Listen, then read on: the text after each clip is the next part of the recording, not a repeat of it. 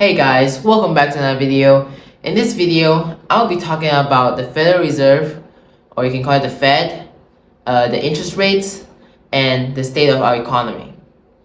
Well, you may think that this is boring and this came out straight from an economic textbook, but it's good for you to know the state of the economy so you can foresee the future and make your own predictions.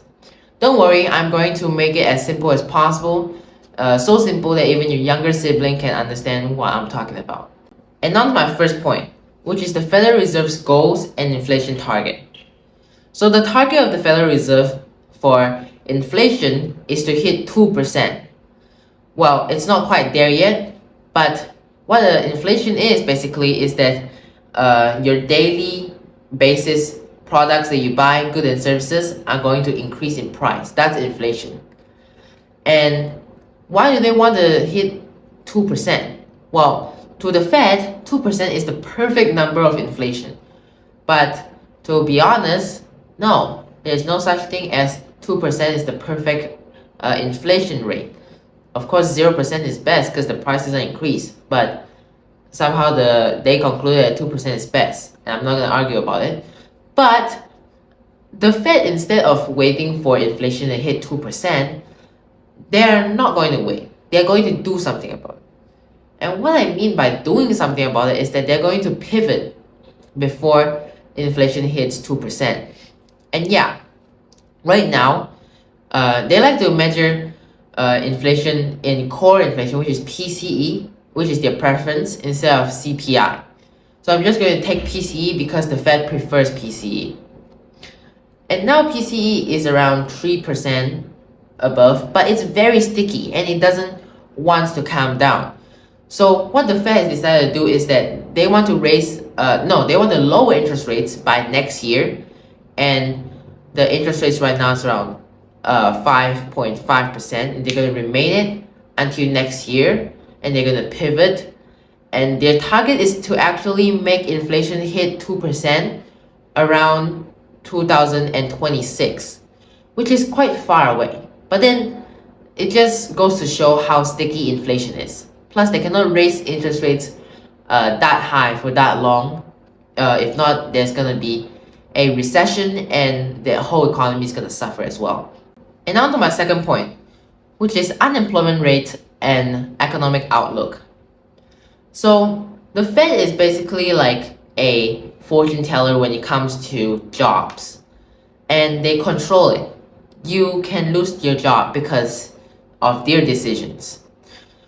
But they also make a very hard decision that they have to raise unemployment rates to make inflation come down, which is a tough choice too. Well, they made a choice and they did it because they think it's better for the economy in the long run, which is also true.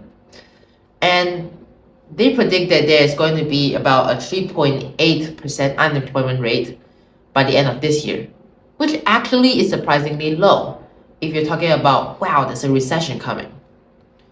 And they think that by next year, though, there's going to be a 4.1% unemployment rate, which is worse. Yes, but inflation is still coming down, and they also mentioned that they think it's not anything to panic about.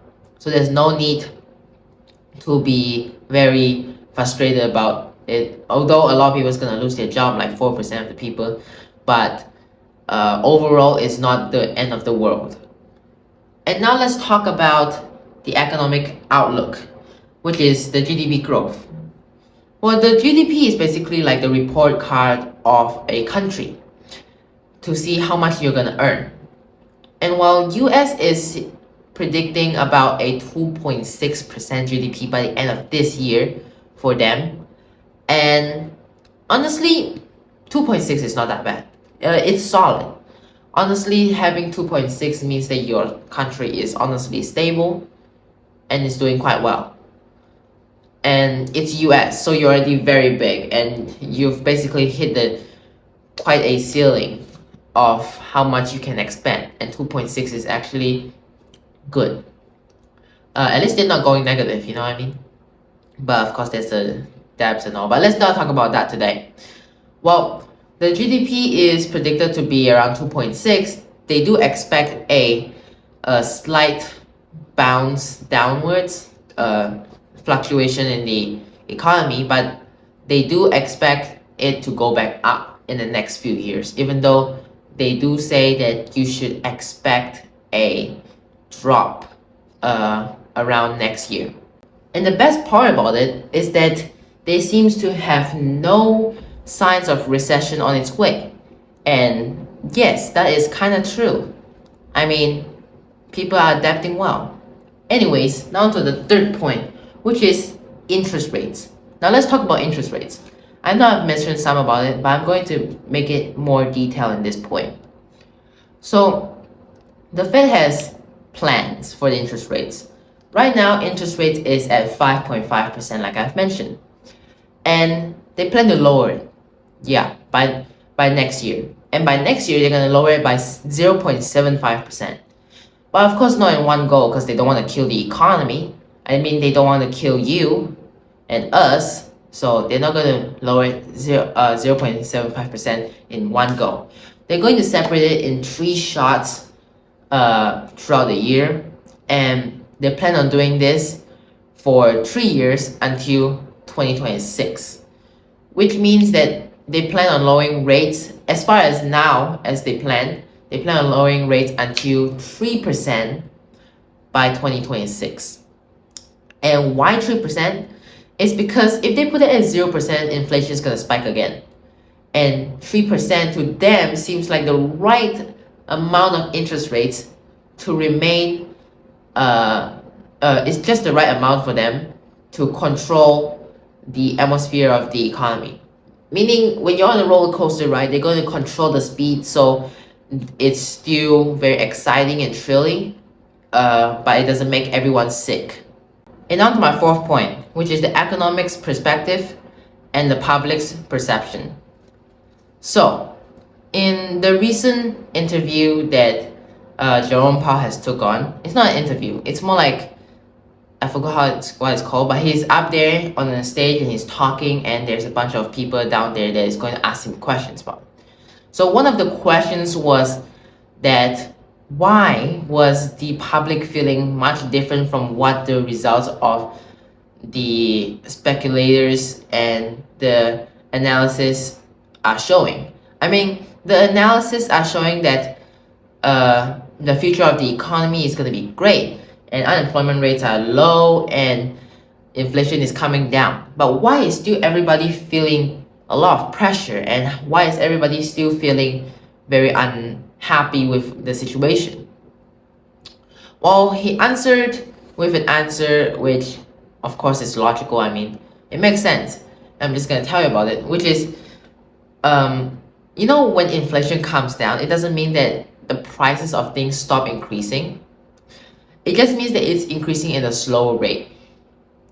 Yeah, and when it comes down, right, the ones that was increased in the past, the percentage that was increased in the past, still exist.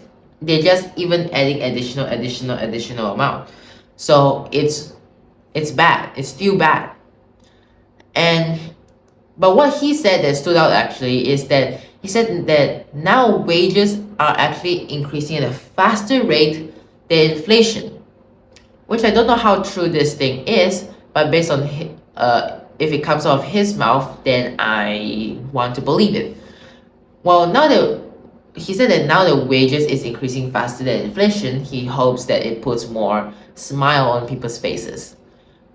But that won't be happening so fast either. I mean, this is my own saying, because even though wages are now increasing faster than inflation, based on him, it doesn't instantly feel a fact, of course. It's going to take a while, a few months maybe, because the past effect is still going to be quite big. Well, I guess it will help though. I mean, it's better than having inflation still increasing faster than the wages. So I guess it is still good news. And now to my fifth point, which is recession, politics, and the future. So the Fed is actually not in the business of even calculating a recession. They will avoid it at all costs. They're not a fan of it. But actually, they have been doing quite a good job on avoiding it. I mean, if you look around you, you wouldn't realize that a lot of people even lower their spendings unless they're trying to save, and it's like a habit that they do. But if other than that, if you look at regular people, they have been spending like they usually do. Of course, on lesser things because of inflation, but they don't seem like they're going to stop spending anytime soon, which is a sign that recession is not going to show. Meaning also the humans, the people, are adapting quite well. Anyways, now to politics. Okay, I don't really get much into this politic thing, but what I can say is that Jerome Powell mentioned that none of his decisions of lowering interest rates is anything related to the election that is coming up soon. Basically, he's saying that, well, it's the good for the people, it's not about who sits in the White House. And I mean, I would like to agree with him, but more or less, I will say that there's probably a little bit of politics here and there, which I'm not gonna get into. Anyways, now on to the future. Well, it seems like the future is still very uncertain actually. Is there gonna be a recession? I mean, I think peak suffering for people are going to hit in the next 2 months. I mean, if you think about it, next 2 months is the time where people are having struggles with handling high interest rates, and in my opinion, it's gonna be the peak interest rates.